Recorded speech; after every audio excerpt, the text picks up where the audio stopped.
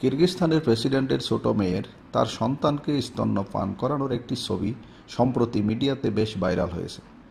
সেখানে দেখা যাচ্ছে কিরগিজস্তানের প্রেসিডেন্ট আলমাজবেক আতামবায়েভের মেয়ে আলিয়া সাজিবা অন্তর্বাস করে তার শিশুকে বুকের দুধ পান করাচ্ছেন।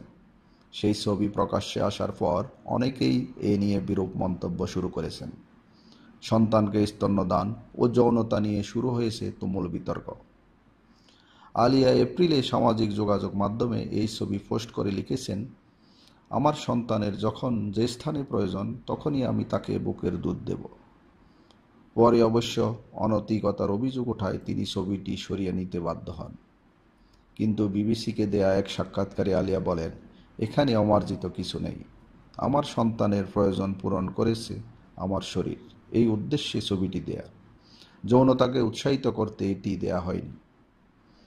এই ছবিতে শুধুমাত্র সামাজিক যোগাযোগ মাধ্যমে সমালোচিত হয় এমন নয়, এমনকি আলিয়ার পরিবার, তার বাবা আলমেজবেক আতামবায়েভ ও তার মা রাইসাও অখুশি হয়েছিলেন।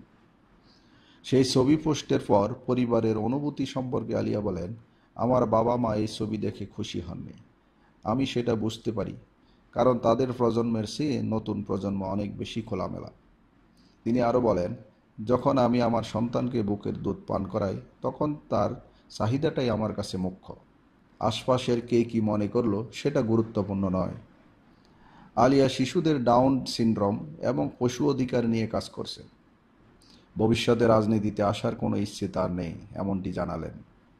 মুসলিম প্রধান কিরগিজস্তানের সামাজিক কাঠামো রক্ষণশীল, তবে জনসমক্ষে শিশুকে বুকের দুধ পান এখানে গ্রহণযোগ্য। বিনোদন পার্ক সহ বিভিন্ন জনবহুল এলাকায় মায়েদের শিশুকে দুধ পান করাতে দেখা যায়, কিন্তু সেক্ষেত্রে তারা কাপড় দিয়ে আবরণ তৈরি করে নেন।